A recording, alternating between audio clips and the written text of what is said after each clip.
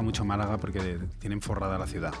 Entonces, en el momento en el que hay un poco de sol... Tú eres un poco madrileño ya, ¿no? Sí, estoy muy madrileñizado. Para bien. Sí, me encanta Madrid. Soy un enamorado de Madrid, ¿verdad? Soy un provinciano orgulloso de ser madrileño. Qué bueno, Sí. me encanta. Pues bienvenido. Siempre empezamos con un pequeño chit-chat, Sí. pero No, habrá que presentar esto, ¿no? Antes no me has dejado preguntar, pero voy a hacerlo porque es mi tradición, que es ¿cómo estás, Alberto? Yo estoy bien. ¿Estás bien? Estoy bien. Tengo un ojo que está un poco rojito. No, es el Me otro, rascaba ¿no? antes. ¿Cuál ¿Es es? otro? No está rojo, Entonces, porque si no lo sabemos... Espero que me pongan un poco de filtro de belleza. Vale. O que no me hagan 4K. Pero ¿Estás bien? estoy muy bien porque el invitado de hoy me hace especial ilusión. Bienvenido Borja Semper. Bueno, bien hallado, un placer estar con ¿Cómo estás, vosotros. Borja? Encantadísimo de que estés los aquí. Podcasters más famosos de España. ¿Se dice podcaster? Se dice Esto ya podcaster. Se dice podcaster, Podcaster. Me dicen en el equipo técnico que sí, que es podcaster. que es correcto. ¿Cómo lleváis la fama, chicos? Porque claro, hablándonos un poco de vosotros. No, está bien que hayamos podido tener la fama suficiente como para que, bienvenido de nuevo a la política, nos cuentes un poco cómo ha sido tu desembarco, porque llevabas un rato fuera. Sí, concretamente creo que 10 meses o 11 meses fuera. Bueno, estuve unos años fuera también, que fueron unos años magníficos. ¿Por qué? ¿Por qué estuve fuera? Porque fueron magníficos. Porque fueron magníficos. Pues porque después de una larga temporada, yo empecé muy joven en política en el País Vasco, en un entorno y en un contexto pues muy hostil. Ser del PP en el País Vasco, pues en los años 90 y 2000 no era precisamente cómodo. Y acabé agotado y llegó un momento en el que decidí que tenía que cambiar de vida, ¿no? Bueno, me estoy saltando muchos capítulos, pero lo relevante es esto. Y cambié de vida y me fui al sector privado y pues bueno, me empecé a ganar bien la vida, vivía muy plácidamente, con exigencia, la exigencia normal que tiene una empresa, una consultora internacional, pero bueno, pues con fines de semana libres, es una cosa novedosísima, sin que la gente te señalara por la calle, es decir, bueno, lo que es la comodidad de vivir fuera de la política. Fueron casi 4 años, pero bueno, pues la cabra tira al monte, uno que es yonki, pues la metadora no le sirve porque hacía radio, hacía con Alsina una sección con Eduardo Madina, gran amigo mío, los viernes, publicaba libros, participaba en cosas que me invitaba Alberto también, así culturetas y tal, bueno, vivía muy plácidamente, pero la política me tira mucho y decidí volver. Decidí volver porque creía que tenía oportunidad de empujar y de colaborar para cambiar las cosas, aquello que yo veía que no funcionaba bien. Me sigo saltando muchos capítulos y hace 11 meses me detectaron, de una manera casual, me detectaron un cáncer de páncreas que me obligó pues a retirarme y a dedicarme a intentar salvarme, ¿no? A lo que es más prioritario. Oye, pues, y esto es lo que me ha tenido 11 meses cogiendo una perspectiva también, no solo sobre la política, sino en general sobre la vida. Recuperando la perspectiva. ¿Cómo estás ahora? Pues razonablemente bien. La verdad es que el proceso fue muy exigente y muy duro. Yo creo que muchos de los que nos están viendo y oyendo, es difícil que no sean ajenos al cáncer, a lo que representa y significa el cáncer, ya sea por familiares directos o por amigos. Hay más de 300.000 españoles, que se dice pronto al año, que son diagnosticados de cáncer. Bueno, es una enfermedad muy presente en la sociedad, muy presente en nuestras vidas, ¿no? Pero yo sabía que el cáncer estaba ahí, sabía de los estragos, a mi familia también le había pasado factura, pero cuando lo vives en directo y en persona, pues la película cambia, ¿no?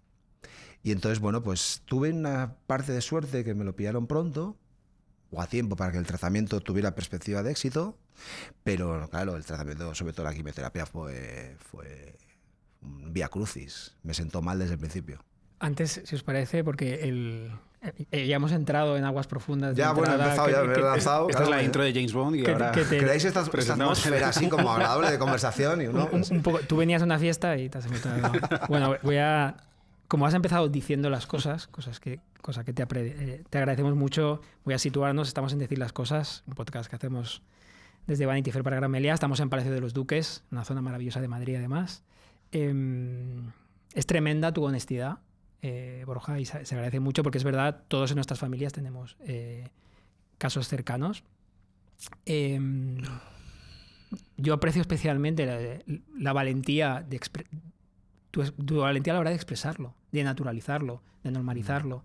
Y a mí la primera pregunta que me surge es ¿cómo es ese primer momento, independientemente de la parte logística y médica, cómo es ese primer momento íntimo tuyo de conocimiento? De tengo esta información. ¿Cómo lo gestionas? Sí. ¿No? ¿Cómo lo gestionas para ti mismo? Sí. Bueno, yo ¿Cómo es? ¿Cómo fue? Agradezco mucho tu amabilidad, pero también te tengo que decir una cosa. Yo, si hay algo íntimo en la vida, es una enfermedad, ¿no? Quiero decir, es algo que pertenece a la esfera privada de cada uno, con lo cual algo íntimo tienes dificultad para contarlo. Bueno, cada uno gestiona la intimidad como considera, pero a mí algo muy íntimo me cuesta contarlo. No soy de hacer exhibicionismo, y menos algo así. Eres del norte. Soy del norte. Lo que sucede es que, claro, dedicándome a la política tenía la obligación de contarlo, porque yo iba a desaparecer. Obviamente tenía que evitar especulaciones. O si iba a estar presente, mi fisonomía iba a evolucionar, iba a transformarse, con lo cual también tenía que contarlo, ¿no? Y cuando lo conté, cuando doy una rueda de prensa normal y al final de la rueda de prensa lo cuento, lo que percibí fue algo que a mí me sobrecogió por un lado, pero también me emocionó. Y es que mucha gente agradeció que lo contara con normalidad, ¿no? El cáncer es una enfermedad que tiene multitud de eufemismos para referirse a ella, ¿no? Después de una larga enfermedad, luchó contra la enfermedad tal y cual. Y decir cáncer en el espacio público como que no es tan habitual, ¿no? Y entonces que alguien medio conocido, alguien con notoriedad mediática o pública por mi condición de político lo dijera así, a mucha gente lo reconfortó y dije, oye, va, pues si de todo esto puedo sacar algo positivo, de todo este proceso que voy a emprender, que intuyo que no va a ser cómodo, puedo sacar algo positivo, pues voy a contarlo con naturalidad, ¿no?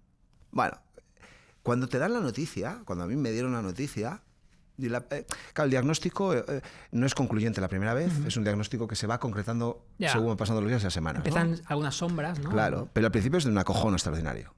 Y sobre todo yo tuve la sensación durante mucho tiempo al principio, varias semanas, de que no hablábamos de mí. El médico no hablaba de mí, yo no hablaba de mí. Cuando lo hago público y la gente me dice, oye, ánimo, no me están dando ánimos a mí. Es como la vida pasa, yo que uso gafas, ahora lentillas, es como cuando te quitas las gafas y empiezas a verlo todo borroso. Durante un tiempo, durante unas semanas largas, yo tenía la sensación de que estaba viviendo una irrealidad. Que en algún momento alguien me diría, bueno, ya está, oye, ha sido, esto no tiene nada que ver contigo, ¿no? Porque obviamente cáncer asociado a páncreas, pues bueno, pues el resultado, pues en principio puede ser muy malo, ¿no? Yo soy como Woody Allen, siempre he creído que tenía mucho miedo a la muerte y de hecho siempre he creído que cuando llegue la muerte yo no tengo ningún interés de estar ahí, ¿no? Y de repente la realidad te llega. Yo me creía inmortal. Yo era un tío que hacía deporte, más o menos estaba sano, más o menos me cuidaba, más o menos tenía una vida ordenada, ya soy un padre de familia, un puretilla, quiero decir, ya no cometo excesos, el mundo es perfecto, te crees algo. Oye, te crees un tío, además, que dices, oye, esto es para siempre, ¿no? Esto no me va a pasar a mí. No me va a pasar a mí. ¿Pensabas que no te iba a pasar a ti? Porque quienes tenemos antecedentes... Yo no tenía. No tenías. Yo, en la familia, nadie. No pensaba que esto me... O sea... Yo creo que es difícil, salvo que tengas un nivel de hipocondría pensar que te va a pasar algo, que se te va a caer una maceta cuando pases por la calle, que te va a atropellar un coche. Obviamente no podemos vivir con esa angustia, y menos mal. Como no podemos vivir, o es mejor no vivir con la angustia de que vas a tener una enfermedad o una enfermedad grave. Yo vivía absolutamente ajeno a eso, ¿no? Como nos pasará a muchos. Pero bueno, esto te pone en tu sitio, claro. Decías que es difícil encontrar gente que sea ajena al cáncer, también era difícil encontrar gente que fuera ajena a ti, porque en tanto que portavoz del partido de la oposición eras una presencia predominante en los telediarios, en los medios de comunicación, y tú utilizas este altavoz que tienes para hacer tu actividad diaria y luego dices, y además, chicos, pasa esto. En ese momento yo entendí que yo me derrumbé en mi casa, porque nos conocemos hace muchos años, te tengo mucho cariño. Y yo en ese momento me derrumbé y lo conté en casa. Dije, esto me ha devastado. Te escribí a gente que nos une y dije, a ver cómo se lleva esto, cómo será de grave. No sabía en ese momento. Pero yo pensé lo que decía antes Jesús, ese ejercicio de generosidad de soy la prioridad, tengo que cuidarme, pero el hecho de explicar esto con esta pedagogía y decir, no se acaba el mundo y voy a dar la pelea, me pareció que si la política tiene algún sentido, que es trabajar por los ciudadanos, era un gran acto de servicio. Y yo no sé si esto era una cosa que consideraste natural o creías que que era bueno para la gente? Siéndote honesto, me di cuenta que era bueno para la gente a posteriori. Yo lo que creía es que tenía que ser honrado con la gente y contarle qué es lo que me pasaba. Eso sí, me parecía un ejercicio debido, ¿no? Oye, yo me dedico a la política, soy un personaje público, tengo que contar lo que me pasa porque necesariamente voy a dejar de cumplir con mi responsabilidad y con mi obligación. También, si lo piensas, porque yo creo que es intuyo de lo que está hablando Alberto, aunque lo correcto y lo incorrecto son valores un poco, son caminos un poco grises, ¿no? No siempre está tan claro, pero hay veces que sí. Y yo creo que hiciste lo correcto. Y más desde tu lugar. Hoy a posteriori, humildemente creo que sí, por la consecuencia y por el impacto que ha tenido, que creo que netamente ha sido positivo, ¿no? Pero claro, al principio no... Yeah. Es un camino por transitar, absolutamente desconocido, ¿no? Sí tenía claro que tenía que contarlo y contarlo bien, y lo conté como me salió. Fíjate, las ruedas de prensa más o menos se trabajan, ¿no? Entonces tú tienes un equipo de prensa, trabajas los temas que se van a tratar. Bueno, yo también obviamente había contado que quería aprovechar la rueda de prensa para dar a conocer esto, ¿no? Y entonces, con muy buena voluntad del equipo de prensa, que hay algunos buenos speechwriters y hay gente que sabe comunicar, me pasan ideas y propuestas de cómo contarlo. Yo lo agradezco, pero claro, vuelvo otra vez, estás en una nube, estás flotando, tal, empiezas a leer los papeles y dices, esto No lo siento mío, ¿no? Claro. Yo esto no tengo que contarlo, tengo a otro. Y cosas sentidas, ¿eh? Y gente que te conoce, que más o menos cree que tú puedes responder a... Bueno. Y creedme que yo salía a esa rueda de prensa sin guión. Tenía un guión para hablar de la corrupción, tenía un guión para hablar de no sé qué, para hablar de lo que proponíamos de alternativo, pero llega un momento en el que estaba deseando que terminara. Imagínate lo que me importaba a mí, hablar de Cerdán, hablar de Ábalos, hablar de la ley de no sé qué, me importaba un comino. Yo quería llegar al final de la rueda de prensa y decir a los periodistas, bueno, ahora me voy a contaros una cosa. Nadie esperaba nada, ¿no? No. Hiciste un Ironman, o sea, salvando todas las distancias. Sí. Nadie esperaba nada. No estaba preparado y además... que la idea era, oye, contarlo, me lo quería quitar de en medio ya. Tenía que contarlo porque yo me tenía que dedicar. Esa misma semana empezaban a darme ya la quimioterapia. Miento, la segunda sesión, ya me habían dado una.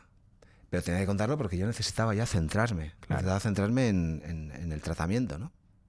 Y salí ahí y lo conté con la naturalidad propia de quien quiere compartir algo de una manera muy transparente y muy también sencilla, ¿no? Sin darte más. Y precisamente ahí, eso es lo que es también... Bueno, pues creo que funcionó, ¿no? Y le dio autenticidad también. Porque si te lo preparas y empiezas a contar un discurso, tal, bueno... ¿Te podías imaginar a lo mejor que vendría pues un gran arregón de cariño, de gente conocida y gente desconocida, de gente que llevabas meses sin hablar o incluso años, y de simples ciudadanos que dirían, simpatizo contigo, me caes bien, te deseo lo mejor? Y eso es un trabajo que te cargabas a las alforjas, además de pelear con lo tuyo. ¿Te sentías obligado a contestar? ¿Te abrumó? ¿Fue una carga extra? No, reconfortó mucho. Sí. Yo recibí un volumen de afecto y de generosidad que nunca hubiera imaginado. O sea, he sido muy afortunado y me he sentido muy afortunado. Y eso, pues en un momento como ese, pues a mí me reconfortó y me animó. Es así. Y me sentí obligado a responder. No, más que una obligación, no, ganas de responder. Porque de repente empiezas en tu cuenta de Instagram, que a mí es la mejor red social para mí, porque es todo el mundo es guapo, todo el mundo visita sitios maravillosos, toda la vida es preciosa, y creo que me conviene un poquito de vivir así, ¿no? ¿Desde cuándo? Empecé a recibir mensajes privados, centenares de mensajes ¿largos? Privados. Había largos, había cortos. Y los lees todos. Bueno, al principio yo claro. no fui, o sea, fui incapaz de gestionarlo y me dediqué durante varios días a intentar responder. Por supuesto, WhatsApps. Tengo centenares de WhatsApp por responder. No pude, fue imposible. Entonces esto no lo digo, o sea, quiero que se entienda como lo digo, pero es un volumen de afecto que yo no me considero merecedor, pero lo recibí. En un gremio un poco impopular. Sí, absolutamente, claro. Ahí yo tengo un amigo que era miembro de la SGAE y me decía, joder, y además esto me lo dijo una vez, ¿os acordáis de la huelga de controladores aéreos? Sí, claro. Se convirtieron como en los malos, ¿no? Pues me decía, joder, teníamos un amigo controlador aéreo, me decía, mira, estamos un miembro de la SGAE, un controlador aéreo y un político. O sea, estamos en la tercísima trinidad del mal. Bueno, evidentemente hoy la política no cotiza al alza, ¿no? desgraciadamente, la política se ha convertido en algo... Yo creo que ¿A qué te dedicas? Diputado. ¿Sabes? Es algo como que... Escribo libros. Es consultor, mejor. No, de ser algo que debería tener cierto prestigio, me refiero de respeto, porque haces algo en positivo por los demás. Yo creo que ahora se interpreta que la política no resuelve problemas, sino que los crea. Con lo cual es normal que la gente pues no tenga a los políticos en alta estima, ¿no? Yo creo que, fíjate, en parte es porque echamos en falta, ojalá no haya muchas ruedas de prensa como esa, obviamente, pero echamos en falta esa humanidad. Yo creo, fíjate, echamos en falta, hablo un poco como ciudadano, como votante, esa naturalidad o esa expresar, nunca mejor dicho, tus miedos, me pasa esto. En realidad estamos en la misma parte de la mesa, solo que estás ahí sentado, yo estoy aquí y estamos todos en el mismo equipo que se llama convivir y yo creo que eso es lo que puede ser que nos aleje un poco. Yo no soy ejemplo de nada, y me mantengo al margen de esto porque soy el primer. Yo creo que la política, de un tiempo a esta parte, ha demandado, o se le ha demandado, relato, estrategia, maquillaje, formas de comunicar, habilidad comunicativa. Titulares, ¿no? Titulares. Y ha dejado de ser auténtica. Yo creo que la política tiene que tener relato, tiene que tener habilidad comunicativa, tiene que tener eso, obviamente, pero es para comunicar algo. El problema está que hemos dejado de pensar en el contenido para centrarnos en la forma o en el envoltorio. Y eso es una falta de autenticidad. Y eso es lo que, a mi juicio, entre otras muchas cosas, hoy a la política hace que se le vean las costuras, ¿no? La política es algo maravilloso y hay diversas formas de interpretar el mundo y diversas soluciones para los problemas que tienen, unos desde un ángulo, otros desde otro, y lo ponemos en común y debatimos y es divertidísimo, interesantísimo y necesario que existan esas formas diferentes de interpretar la realidad y que se puedan expresar con libertad, si no estaríamos en un régimen totalitario y afortunadamente estamos en democracia. Eso ha dejado de existir y ya no hablamos sobre política material, sobre contenido, sobre cómo resolvemos los problemas, sino que hablamos de cómo generamos problemas, siendo trazo grueso, ¿no? Estoy caricaturizando un poco, pero y esto es lo que provoca que haya falta de autenticidad, que haya perdido la credibilidad de la política y por lo tanto los políticos ya no sean referentes. No sean referentes, me refiero a referentes de soluciones a los problemas. Me da igual cuál sea la orientación ideológica de unos y de otros, ¿no? Y esto nos mancha a todos. Claro.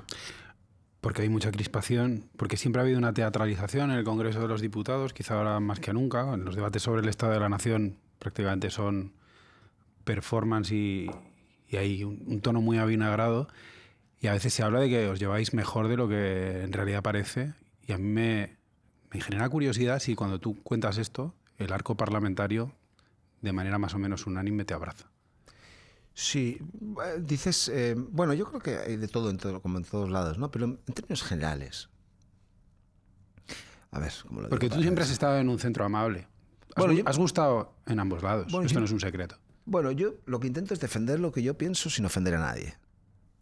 Oye, yo creo que se puede defender tus ideas con mucha vehemencia, no estoy tan enamorado de mis ideas como para pensar que el que piense diferente es un cretino.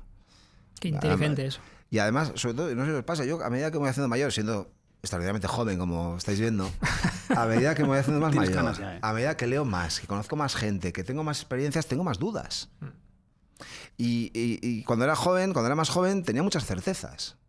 Y a medida que voy pasando los años, pues oye, pues voy teniendo más dudas. Y alimento esas dudas, me divierte mucho más dudar. Y creo que dudamos poco. Dudamos poco, me refiero al ejercicio de la política, en el espacio público. Y que hoy tienes que tener una respuesta contundente, rápida y además, a ser posible, que no deje lugar a ninguna duda sobre cualquier tema. Y es materialmente imposible. Y tener razón, ¿no? No, y entonces yo creo que hoy hay gente con el cerebro tan pequeño que no le cabe ni la más mínima duda. Y esto se ha convertido ya en una especie de lo que mola, no tener dudas, ser muy contundente y además decirlo de una manera seria y si es posible un poco enfadado. Porque también dices, hombre, este tío o esta tía, ¿sabes? Que te sirva para viralizar en el reel de Instagram, ¿no? Claro. O sea, jingles de un minuto. Ese magnífico tuit que te van a aplaudir los tuyos, los más cafeteros de entre tu parroquia. Y yo soy de una cultura política en la que había que ensanchar tu espacio natural. Que tú perteneces a un partido político, y en este caso al Partido Popular, pero que a mí me interesaba mucho ser capaz de seducir a quien estaba en las orillas ideológicas del Partido Popular, quien podía ser de centro-izquierda, conseguir que te votara para poder... Oye, esto es mi cultura política y a la que no voy a renunciar, pero además creo que es bueno para la sociedad, además. Fíjate que yo creo que aquí el que sabe política eres tú, pero yo creo que la política a todos nos interesa. E incluso el que dice, no, es que yo paso, no pasas, porque tú vives, vas al hospital, en fin, la política nos ha de importar a todos. Y la realidad es que la política en la vida, o sea, la vida va de grises. Digo, tu vida del día a día. Por eso da rabia que lo que veamos en el Instagram de un político sea solo blancos o negros. Cuando en tu vida real, la nuestra, la de Espi, la tuya, la de Laura, son todo grises. No hay casi no hay blancos y negros radicales, digas, no me muevo de aquí. Bueno, yo creo que hay 3 o 4 convicciones, hablo por mí, 2, 3, 4 convicciones que son inamovibles en mi forma de entender el mundo, de relacionarme y de transitar, y a partir de ahí todo es debatible. Y creo que es una buena fórmula para manejarte, porque, oye, esto de cabalgar las contradicciones, ¿no? Todos tenemos nuestras contradicciones, todos tenemos nuestras pequeñas miserias, nuestras pequeñas grandezas. Todos sabemos en qué flaqueamos e intentamos mejorar, todos sabemos cuáles son nuestros puntos débiles, nuestras fortalezas, esos espacios grises, esa bla, bla, bla, pero luego no cumples con el ejemplo. Esto es la condición humana. La condición humana. Pero de repente la política se ha convertido como en un ejercicio también de una nueva clerecía, de gente que se sube a un púlpito y nos dice a los demás cómo tiene que vivir, cuál es la perfección, metiéndose en la vida, metiéndose en... Un momento, arréglame las carreteras, joder. A ver, no quiero reducirlo a eso, ¿no? Pero arregla lo que tienes que arreglar y déjame que yo viva como considere. Sí, dentro de unas normas de convivencia mínimas para vivir en sociedad, en una sociedad compleja como la nuestra, en la que tenemos que convivir gentes diferentes. Pero bueno, pues retomando lo que me preguntabas antes, porque no... Yo he recibido afecto de todo el arco parlamentario, de gente de toda condición, y porque yo en mi vida pues he intentado tener buena relación personal con gente con la que también discrepo políticamente, ¿no? Que debería ser normal, ¿no? Yo creo que sí. Fíjate, en política especialmente. O sea, si en nuestras relaciones personales, nuestros amigos, cuando te sales de copas con alguien, o tu pareja, me da igual. Hombre, la política forma parte de la vida, pero no es lo determinante. Quiero decir, no vas a dejar de hablarte con alguien porque vote al PSOE tú siendo el PP, o vote al PP tú siendo el PSOE. Quiero decir, o me da igual, o otros partidos políticos, ¿no? Hay que ser muy... Si en política tú no tienes una relación personal con quien forma parte de 2 partidos políticos, te vas a perder una parte fundamental de información. Si yo no me puedo tomar un café al terminar el congreso con Gabriel Rufián, con Santiago Abascal, o con, me da igual, o con Pachi López, yo voy a perder muchas cosas, voy a dejar de entender muchas cosas. Y de empatizar, ¿no? Claro, y luego, oye, además, no todo es política. Puedes hablar, oye, joder, el niño hoy no me ha dejado dormir, o fíjate qué movida con mi pareja, tal, o ostras, ¿qué haces este verano?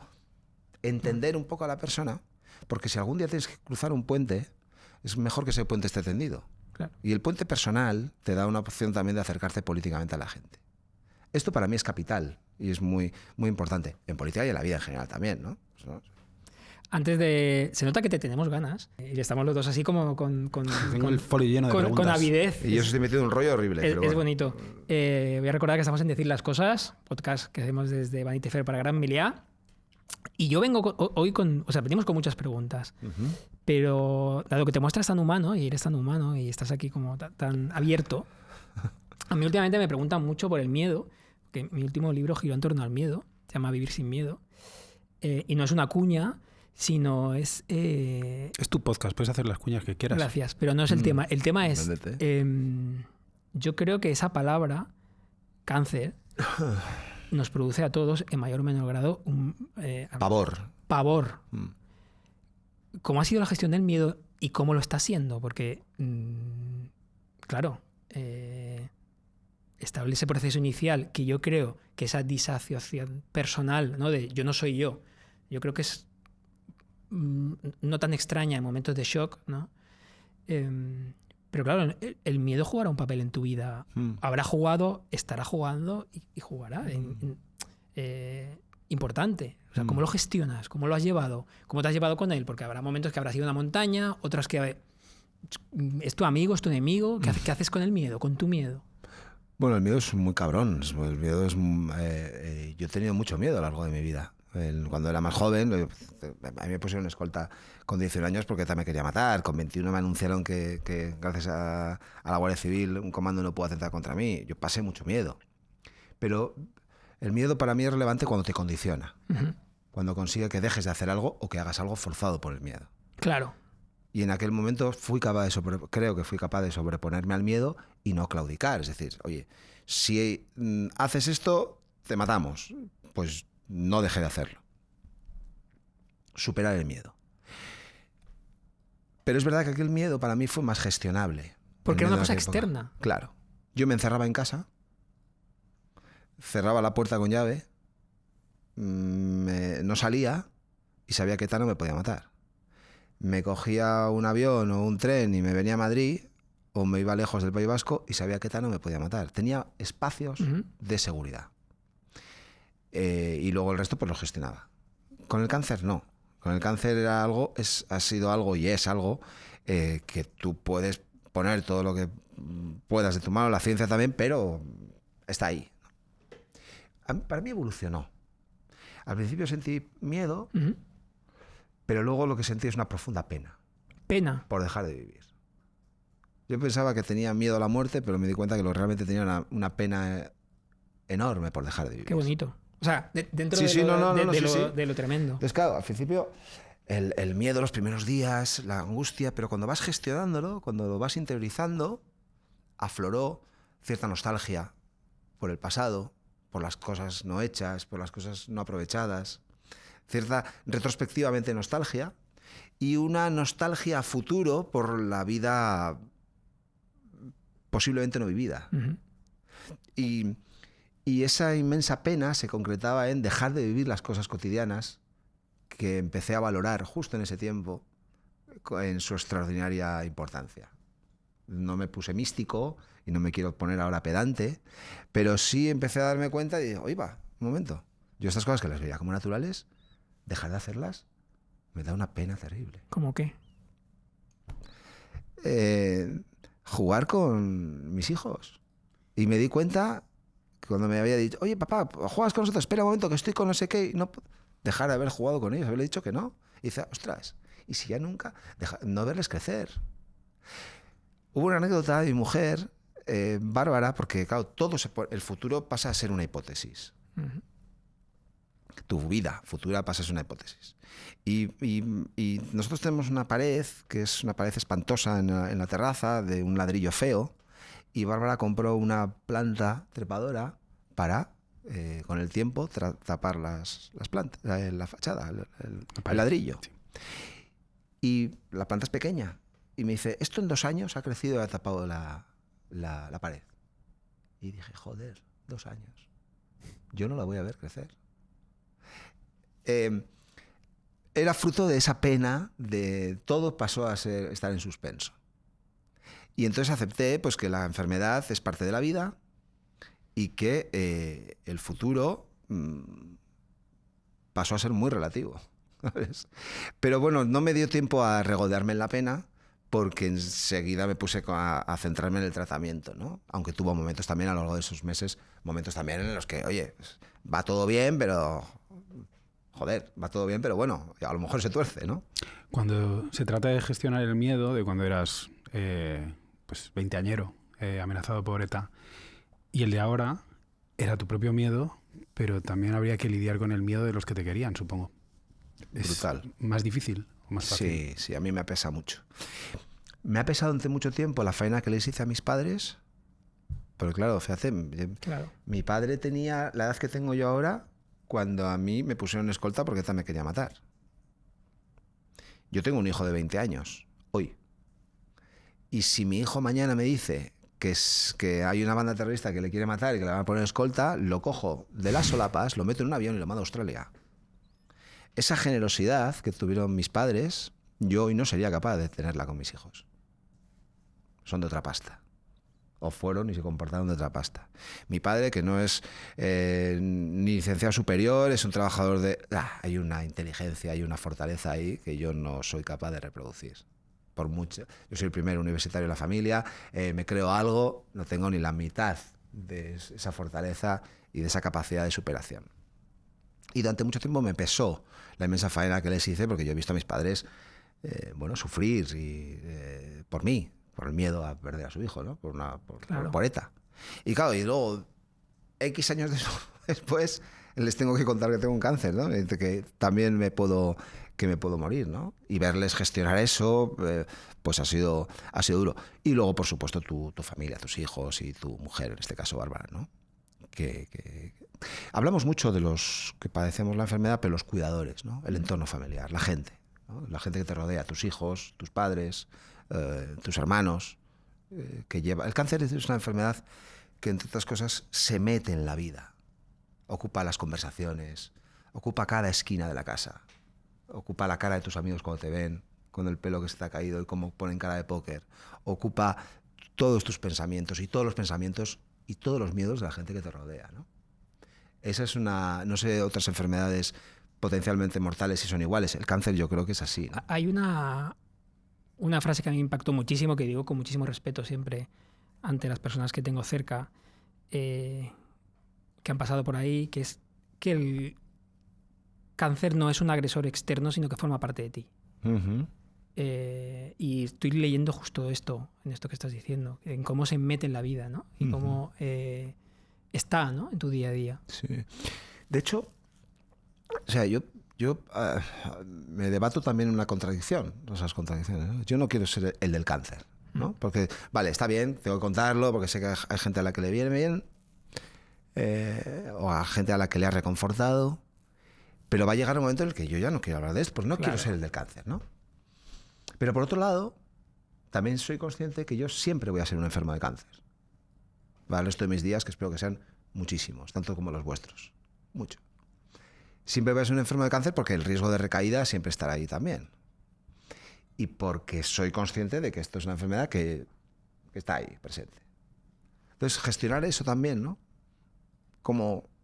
¿Dónde está el punto de equilibrio? Yeah. ¿Cuántas conversaciones más como estas públicas tengo que tener para no ser el del cáncer? ¿Dónde está el límite bueno, ya está, ya lo has contado muchas veces, ya la gente se ha reconfortado, ya para? ¿Dónde está el límite a que alguien diga, oye, ya vale, que estás sacando algún tipo de rédito? Pornografía emocional, ¿no? Eso, algún tipo de rédito de esto que te ha pasado, ya está bien, ¿no? Ya para. Esto a mí me lleva a hacerme muchas preguntas, no tengo una respuesta, ¿eh? Con lo cual intuyo también que será la propia... O sea, creo que la intuición del momento será lo que me lleve a decir, oye, ya. También lo malo de este mundo que criticamos los que estamos un poco cansados de tanta velocidad, ¿no? O tanto ruido, es que lo malo es lo bueno, ¿no? Lo malo de algo suele ser lo bueno de algo. Y es que olvidamos muy pronto, ¿no? El presente se olvida mucho más rápido de lo que va sucediendo que hace 10 años, ¿no? Sí. Entonces yo creo que ese... Siempre que hay crisis de imagen, la gente me pregunta, ¿qué hago? Digo, tú espera. A las 2 semanas se han olvidado de ti. Mañana hay una nueva guerra. Sí, es verdad, estos tiempos nos demuestran que es así, ¿no? Que lo que creemos que hoy es determinante y que es un antes y un después, mañana va a venir otra cosa y la va a superar y la va a cambiar, ¿no? Pero bueno, yo sigo pensando que la autenticidad permanece y que cada uno, además de nosotros, somos portadores de una autenticidad que hay que mantener, ¿no? Y has dicho una cosa que yo a mi edad, que yo soy mayor que vosotros, intento seguir, que es, has dicho, yo lo sabré. O sea, cuando llegue el momento, sabrás cuándo parar. Y ahí es que probablemente mi madre tampoco estudió y es una trabajadora, y hay una sabiduría, no sé si decir en el campo, pero hay una sabiduría lejos de la intelectualidad, pegada a la tierra, a la vida, que una intuición que te va guiando, ¿no? Un poco. Y después tú sabrás cuando te ha salido solo. Has dicho, no, yo lo sabré cuando llegue el momento. Espero que sí. Y si no, espero tener gente a mi lado que me quiera bien y que tenga esa visión para diga, decirme, te está yendo un poco. Para, di que no al siguiente podcast, a la siguiente entrevista, porque te va a preguntar por eso. ¿Sabes? O abórdalo de otra manera. No sé, a lo mejor resulta que hoy ya está pasándome nada. No, pero... llegar a eso, creo que sí, creo que seré capaz de verlo. También, perdona, la pregunta, como tiras mucho hacia la vida, y me parece como tremendamente inspirador de corazón. Cómo conviertes, estamos hablando antes de relato, un momento duro, familiar y personal, me daba pena no vivir. Hostia, es un mensaje que está llenando de luz la habitación. Es precioso y es dan ganas de vivir escuchándote. Entonces eso no da buena prensa. Sí, no, yo es que creo que tenemos una inmensa suerte de estar vivos. Creo que no valoramos el inmenso milagro que significa que podamos estar aquí. Los tres charlando, la gente que nos está viendo, los técnicos, que damos por hecho cosas que son verdaderamente extraordinarias y maravillosas. Estar vivos y poder estar haciendo cosas. Antes de no me quiero poner místico y no me ha entrado un misticismo y tampoco me quiero poner pedante, pero pasar por una situación así a mí me ha servido para volver a tocar la vida, a tocar las cosas, a valorar la inmensa suerte que puedes estar teniendo esta conversación, esta charla, y que haya gente que nos está viendo, ¿no? Y decir, oye, estamos hablando de cosas aquí, 3 fulanos, y hay gente que nos está viendo, nos está escuchando, y a alguien le puede sentar bien esta conversación. Esto es un chollo. Es un chollo poder pasar por la vida haciendo esto. Los técnicos están permitiendo que esto pase, y la gente que está viendo, hasta con sus visualizaciones, está permitiendo que esto pase. Es decir, hay cosas que estén y sales y ahí hay sol, y bueno, la vida es una puñetada, a veces es una putada, y a veces tiene momentos difíciles, momentos mejores, hay gente que lo pasa mejor, otros que desgraciadamente lo pasan peor, y que tienen una perspectiva de vida más complicada. Pero encontrarle a todo esto algún sentido y aprovecharlo, creo que para mí es... a mí yo lo he aprendido en este proceso. ¿Te sobrevino? He visto la luz, la luminosidad que te permite ver pasar por una enfermedad así. ¿Sabes? Hay momentos, es un túnel oscuro, pero hay luz también y hay que aprovecharla y hay que ser capaz de... ¿No lo sabías? ¿No tenías esta perspectiva sobre la vida antes? No, la había perdido. Si alguna vez la tuve, la había perdido. O sea, ¿Sí? no, di por hecho cosas que no... Di por naturales cosas que creo que son extraordinarias. Como a propósito de Henry, que está Harrison Ford, de repente Hostia, se qué queda clásico. convaleciente y empieza a querer a su hija. Yo sé que tenías una relación muy saneada con tus hijos, pero mi pregunta es si te sobrevino algún tipo de humildad. En plan, si yo me quedo sentado aquí en esta silla y me quedo quieto, ¿habrá algún tipo de justicia kármica que diga, no te lo mereces? Y habrá alguien, una entidad superior que diga, no te lo mereces, fuera. Humildad, sí, mucha. Sanarás. No. Si me porto bien, si hago todo bien, si me tomo todas las pastillas que me dicen, si de repente me comporto como un buen estudiante de la enfermedad, si soy poco soberbio, si voy por el carril, me merezco sanar. ¿Eso te pasó? No lo pensé en términos de merecimiento, fue en términos de responsabilidad. La responsabilidad que yo tenía para intentar poner todo lo que estuviera en mi mano para sanarme. Y aún así, ser consciente de que era posible que no sucediera. Pero yo eso podía hacer una cosa, que era ser responsable y cumplir con todo lo que me decían. Y además tenía también que devolverle eso a mi familia, singularmente a mi mujer, que decidió parar con su vida profesional, decidió parar todo para dedicarse a cuidarme. Y con mis hijos, que me dieron una lección también de iba a decir resiliencia, que no soporto esta palabra, pero de adaptación al momento y de gestión, ¿no? Desde los pequeños hasta los mayores, ¿no? ¿Cuánto pudisteis hablar? ¿Qué porcentaje de cosas tuvisteis que salvar de ellos? ¿Cuánta confidencia entre Bárbara y tú para protegerlos? Hombre, yo intenté que no me vieran llorar, que no me vieran pasarlo mal, que me vieran, siempre que me vieran pues jodido pero contento. O sea, ¿sabes? Porque yo estaba en la cama, había hecho, bueno, no me podía mover, pero cuando entraban en la habitación, bueno, pues bueno. Pero les hablamos siempre con mucha claridad. A los niños hay que tratarles como niños, pero no como idiotas. Entonces, adaptado a su lenguaje y a su edad, que los pequeñitos son 6 y 9 en aquel momento, y los mayores ya es otra liga, 15 y 20 o 19, a los pequeños sobre todo había que contárselo bien, pero contárselo. Que no se sintieran engañados. Y eso es lo que hicimos, lo contamos con crudeza, pero adaptado. Sin engañarles, pero contándoles que este cuento se salía y que papá iba a salir, ¿no? Con lo cual eso fue bien, esa parte fue bien. Y yo creo que está bien contar las cosas cuando tienes algo así, ¿no? Al menos esa es mi experiencia. Decir las cosas. Si a alguien le sirve, esta es mi experiencia. ¿Tú tienes esa retranca vasca? ¿Llegaste a tirar de humor negro? Sí, muy habitualmente. Sí. Para mí el humor es fundamental y a lo largo de mi vida me ha salvado de muchos... Ha sido mi mejor terapia. Y el humor negro también, sí. Con los médicos y todo, sí. Hay un punto en lo que has dicho no sé, de iluminación, de decir, joder, me ha impresionado mucho eso. Me ayudó a entender dónde estaba la luz, a disfrutar, jolín, estaba ocupado con mis hijos. A entender que es lo importante, ¿no? Valorar lo importante sobre lo urgente. ¿Te da miedo que se te olvide? Porque nos pasó a todos un poco con la COVID, ¿no? Sí. Que era como, joder, el amanecer, joder, el café. Sí, pasada. Ya no va a volver. Volver a pasear por el campo, Sí. ir a la plaza. Tal. A los 6 meses ya todos... La gente, los abrazos. Sí. El aplauso era como... Ahora yo veo que la gente se pita con el coche igual que antes, ¿eh? Sí, lo hemos olvidado. O sea, ese momento que tuvimos de inocencia como sociedad individual ya pasó. En algunos habrá quedado, pero supongo que es completamente, obviamente diferente, pero ¿te da miedo que se te olvide este foco que tienes en lo importante? Miedo no, lo que voy es a recordármelo continuamente para que no se me olvide.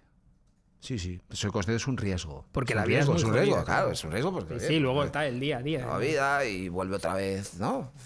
Cierta soberbia, ¿no? Soberbia vital, ¿no? De volver a olvidarte de... Recuerda que eres mortal, memento mori, ¿no? No, recuérdalo. No como angustia, sino... Oye, pero tío, da gracias todas las mañanas, ¿no? No, voy a hacer un esfuerzo para que no se me olvide. ¿Esto qué significa? Significa que voy a dedicarme cada día de mi vida, siempre que pueda, salvo que haya circunstancias de fuerza mayor, a 1 hora, hora y media para mí. 1 hora para ti. Para mí. Hostia, me encanta. ¿Cómo? Me da igual. Ir al gimnasio, leer, hacer punto de cruz o mirar el techo. Para mí. No para mi familia, no para mis niños, no para... No, para mí. No la misma hora, claro, puede ir cambiando. Cuando se pueda. Este tiempo es para mí, 1 hora. Cronometrado. Ojalá fueran 2. Voy a decir una que queda bien. Otro rato para la familia, para vivir. Y luego el grueso para trabajar o para... que a mí me apasiona mi trabajo y además me llena. Pero poner un filtro al curro para que a través de ese filtro no dediques tiempo a cosas que son prescindibles. Entonces, ¿sabes? Yo me he dado cuenta que hay mucho tiempo que decía, bueno, mucha gente, estoy aquí, podría estar haciendo otra cosa porque es prescindible este tiempo. Y luego creo, no sé si en general, pero en política estoy convencido de que si solo haces política, no harás bien política. Si tú pierdes el nexo de conexión con tu familia, con tus amigos, con la vida fuera del Congreso o fuera del partido, la vida fuera de la gente que hace política, si pierdes esos hilos que te conectan con la realidad, no harás bien política. Claro. Yo tengo que saber... Coño, yo tengo que ir al supermercado. O sea, no quiero que esto suena... Yo tengo que saber que mis niños, ¿sabes? Que no les ha ido bien en el cole, porque el profesor no sé cuántos, porque hay que saber qué es lo que pasan. Tienes que saber que, coño, que la cesta la compra hoy con 80 pavos no te llega para la semana. Tienes que saber que... ¿Sabes? Tienes que quedar con tus colegas que no se dedican a la política porque te cuentan cosas del mundo. Y que te resten importancia, ¿no? Que, oye, tú has y además te ponen en tu sitio, pero tú de qué sabías contar en tu debate en el Congreso de Diputados. ¿Qué? ¿Qué es esto? ¿No? ¿Qué gesto de humildad cuando la gente dice, ¿tú eres alguien? No, le suena a tu cara, ¿tú eres alguien? No. Perder esa conexión con la realidad va a hacer que no hagas bien política. Claro. Y entonces, oye, pues mantener eso significa pues dedicarle tiempo a mantener ese hilo, ese cable conectado con la realidad, ¿no? Con esta enfermedad hay una palabra un poco cursi que se liga a ella de manera habitual, que es la lucha. Y lo luchador que eres, y la pelea, y lo orgullosos que estamos de ti, que estás luchando. ¿Te has sentido luchador? ¿Has sentido que podías bajar los brazos? No, yo no he sido en términos de lucha, ha sido en términos de aguante y de resistencia, más bien, ¿no? Para mí. Hay gente que lo... Es verdad que hay un debate abierto, ¿no? Es una lucha contra el cáncer, es una... Y si lo pierdes, que has perdido, y no, porque no has luchado lo suficiente, tal. Bueno, cada uno que lo gestione o que lo denomine como considere. Para mí ha sido un ejercicio de aguante, de aguantar, pero no, en ningún momento he sido un luchador, no he tenido ¿sabes? No he peleado contra nada, ni siquiera he peleado contra mí mismo. He peleado, en todo caso, o sea, lo que he intentado ha sido resistir en los momentos malos, que han sido muchos, ¿no? E intentar no venirte abajo. Pero también te voy a decir una cosa, ¿eh? Te habrás venido abajo, Vamos. seguro, muchísimo. Y hay procesos, y este es un proceso, el del tratamiento, que es probable no, requiere de ayuda psicológica también. Claro. Yo no la he necesitado porque como iba funcionando bien, como cuando me iban chequeando, pues el tumor se iba reduciendo, los marcadores tumorales se iban reduciendo, todo el sufrimiento que me provocaba el tratamiento lo compensaba con que funcionaba, con lo cual eso psicológicamente a mí me ayudaba. Pero he tenido momentos de bajón de decir, no puedo más, me vengo abajo y no pasa nada. Quiero decir, y a punto estuve de solicitar ayuda pues porque vi que se me estaba yendo un poco. Pero bueno, giro de los acontecimientos, un día me acuerdo que no podía más ya y entró Bárbara en la habitación y me dijo, oye, que te ingresan. Y me eché a llorar porque no podía ni siquiera levantarme de la cama para ir al hospital. Y ese fue un momento en el que, por un lado, necesitaba ayuda, pero por otro lado, ir al hospital me vino bien porque te estabilizan y 4 o 5 días en el hospital me permitieron recuperarme y tirar para adelante. Pero ese fue un momento de bajón en el que dije, necesito ayuda porque no estoy pudiendo gestionarlo bien. Se me está yendo, me está superando. ¿Qué conciencia? El dolor. O sea, ¿qué conciencia propia? No, porque estaba muy preparado para pedir ayuda en cuanto notara los primeros síntomas. Porque quería que fuera cuanto antes. Claro. Antes de que fuera tarde o que la ayuda tuviera que ser más difícil de gestionar. Entonces, bueno, pues intenté ser consciente en todo momento de eso. Pero bueno, no. ¿Qué te sirvió de bálsamo? Vi que recomendabas en redes sociales libros, que te pusiste al día con cosas. ¿Te podías concentrar? ¿O era como en el COVID? Iba por rachas. Había rachas en las que me podía concentrar y leí mucho. Sobre todo libros pendientes y eso era cuando tenía más o menos. Pero luego en los momentos más duros, más difíciles, no podía leer. Entonces tiré de cine. Qué bueno. Sí, retrospectivamente, muchos clásicos. Entonces noches enteras, pues no sé, viendo la trilogía El Padrino, Kill Bill 3 veces más, La Diligencia, mucho cine clásico. Pero por eso, porque tenía cierta nostalgia. Entonces yo recordaba cuando mi padre me llevaba al cine, cuando iba al videoclub a alquilar películas, cuando tal. Entonces sí, me puse un poco moñas ahí. Entonces ahora tenemos todo en digital y pude tirar de cine clásico que me reconfortó, por lo menos me ayudaba a pasar las noches. Las horas cambian, por la noche estás despierto, durante el día duermes, comes a las 10 de la mañana, desayunas a las 11 de la noche. Entonces eso pues me ayudó, el cine me ayudó mucho. Hay cierta, no sé si llamarlo tendencia a moñas, como has dicho tú, moñas, a un cierto pensamiento de decir, no, todos los errores de mi vida me han llevado hasta aquí. Entonces, ¿no? Y es como, a ver, no. O sea, si volviese atrás no haría esto. Todos los errores de mi vida me lo han llevado a un sitio mucho peor todavía que este, ¿no? Pero ¿hay algún momento que hayas dicho? Porque claro, dices que has tenido mucha nostalgia, mucho mirar atrás, ¿no? Y mucho valorar las cosas. Desde esa claridad, haber pensado, joder, tenía que haberla besado a esta compañera de tal que no lo hice. No. O no tenía que haber hecho esto fue un error. No. ¿Estás en paz? Sí, o no quise profundizar ahí. Lo que sí sentí es una rabia tremenda al principio porque dije, ¿por qué me mandaría a mí volver a la política con las condiciones que yo tenía en la empresa privada? Tenía un seguro cojonudo, todo era material. O sea, era material porque decía... No, claro. Porque me dio mucha pena dejarles colgados, lo emocional obviamente, a la familia, pero sobre todo me dio mucha pena dejarles colgados también en lo material, porque decía, ahí la faena que le hago a Bárbara, acabamos de comprar una casa, teníamos una hipoteca. Me detectan el cáncer cuando habíamos desembalado la última caja. Hostias. Esos días. La ilusión de una casa nueva, tal y cual, una hipoteca hasta aquí, los niños pequeños, tal. Y digo, oye, qué marrón le dejo. Y digo, pero si hace nada tenía unas condiciones materiales en la empresa fantástica, tenía un seguro de vida cojonudo, les hubiera dejado... Eso me permitiese esa rabia, pero no, retrospectivamente por otros momentos de mi vida, no. No recuerdo, vamos, o no quise, ya te digo, o no quise profundizar por ahí. ¿Para qué? Ya, no, desde luego. ¿Te dio por escribir también o no? Bueno, estoy escribiendo. Escribía cosas, sí. Sí, todo basurilla, pero bueno, luego hago, ¿sabes? Una cosa que digo, esto. Sí, algo estoy escribiendo, Escribí en aquella época algo, pero ya te digo, llegó un momento en el que ya no podía ni escribir ni leer. Estaba muy cansado. Y entonces ya la poca energía que tenía la tenía para intentar estar bien. Decía. Cuenta este sitio donde estamos, tan chulo. Es que claro, antes de empezar el tramo final. Me quedo, escuchándote, es fácil reenamorarse de la política. Bueno, no, de verdad, joder. Pues, no está uno acostumbrado y yo creo que eres el primero que pisa esta mesa, ¿no? Sí, sí, yo creo. No es una... Pero la hemos traído en calidad de poeta. Sí. Tenéis éxito. De vividor. Y cuando digo vividor, no digo vividor. No me importaría nada ser del otro tipo de vividor también, ¿eh? Pero bueno, estamos en Decir las Cosas, que es un podcast... ¿Qué hotel es este? Perdóname. Que no... Muy bien, muy buena pregunta, Borja. Estamos en Palacio de los Duques, Gran Meliá. Aquí. Pues te diré, y esto no es por hacer publicidad, pero se lo he dicho a Alberto cuando entraba. ¿Sí? El jardín es el más bonito de Madrid. Pero es que, claro, nunca he entrado en este hotel, porque no es raro, no sé, no son tan los hoteles. Y he alucinado. Y no lo digo porque nos aloje, y lo digo de verdad. Tenía que decirlo. Se puede tomar un café al sol, que en Madrid hay mucho.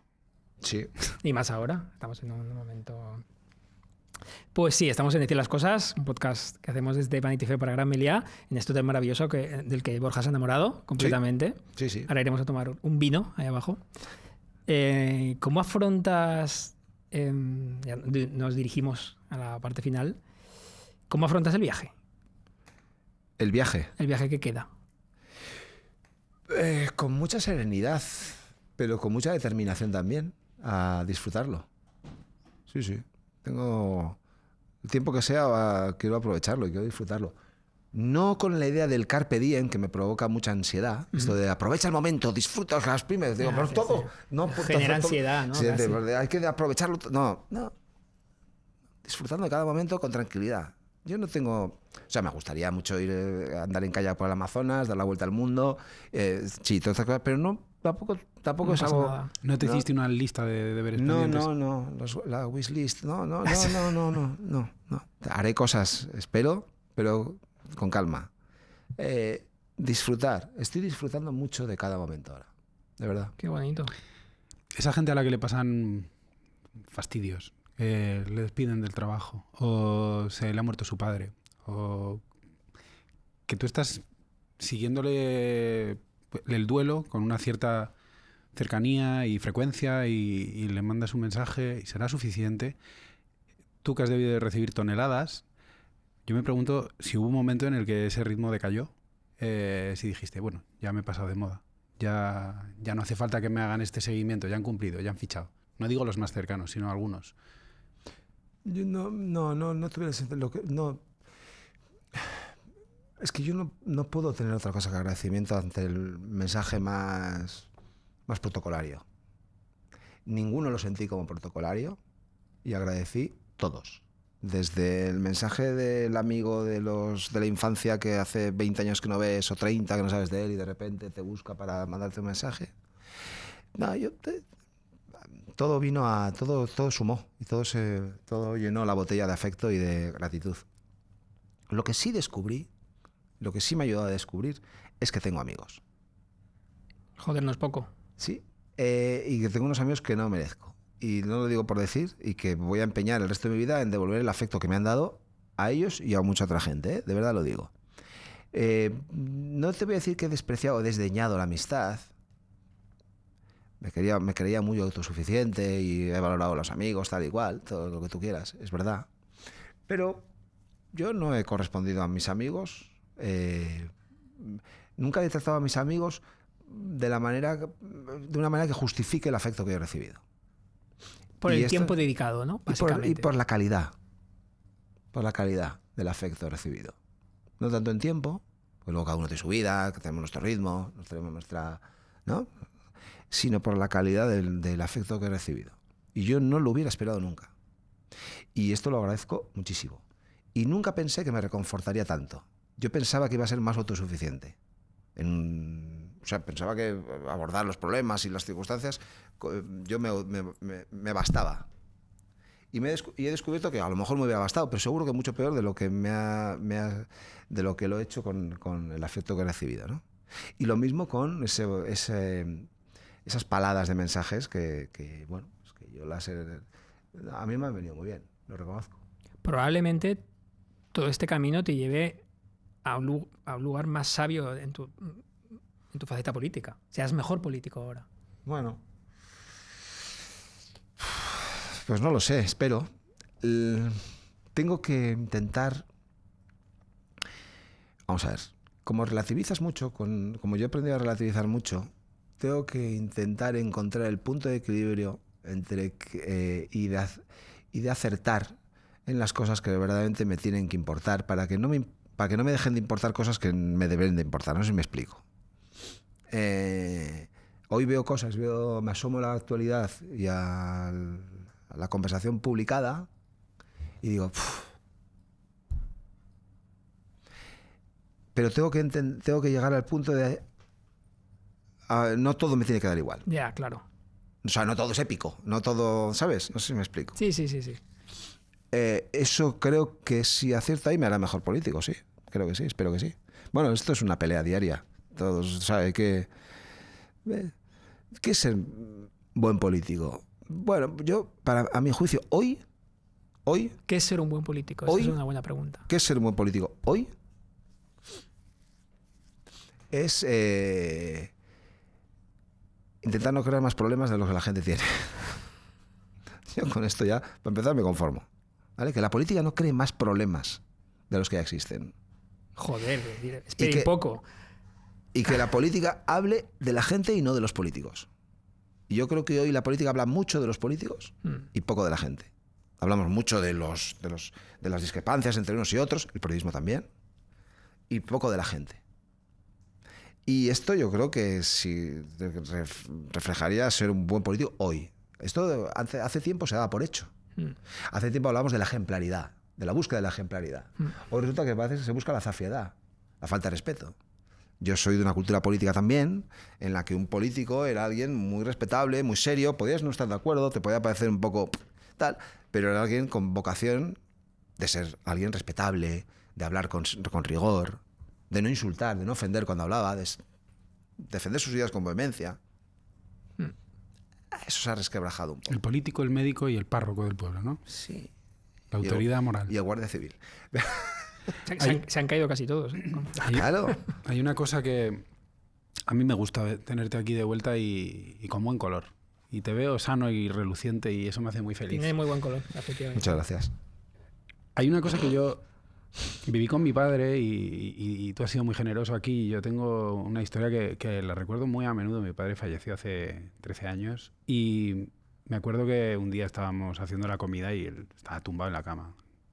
Y sabía que él no tenía arreglo y no tenía fuerzas para venir a comer todavía. Estaba pendiente de, en la hora en la que tengamos la comida puesta, él se levantaba, comía y se volvía a tumbar. Y yo me acerqué a él y le cogí la mano y dije, te puedo querer lo más posible del mundo, pero este camino lo haces tú.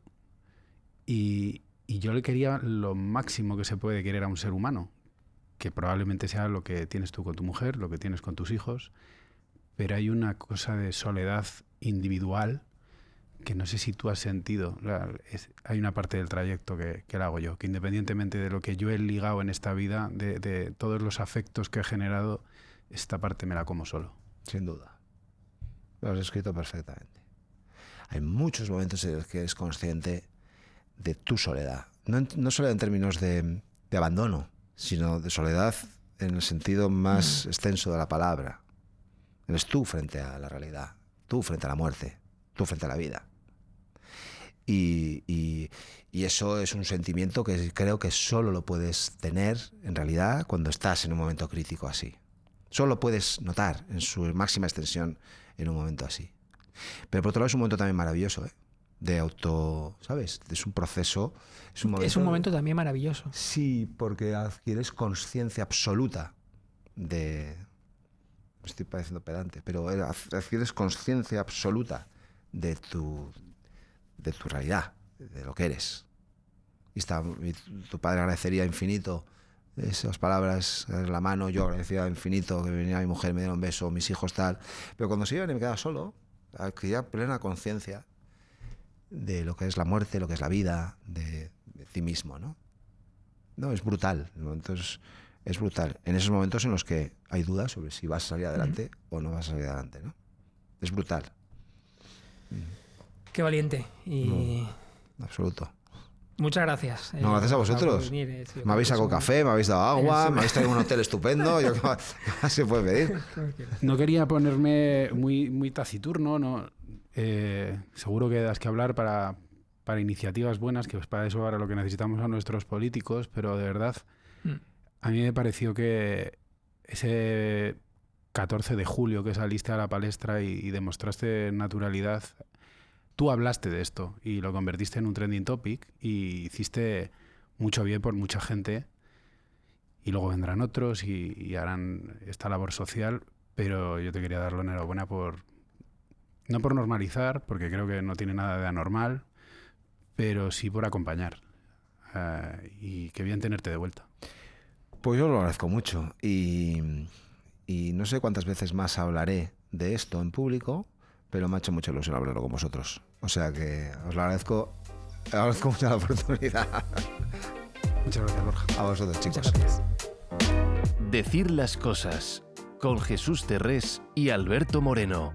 Un podcast de Gran Meliá by Vanity Fair.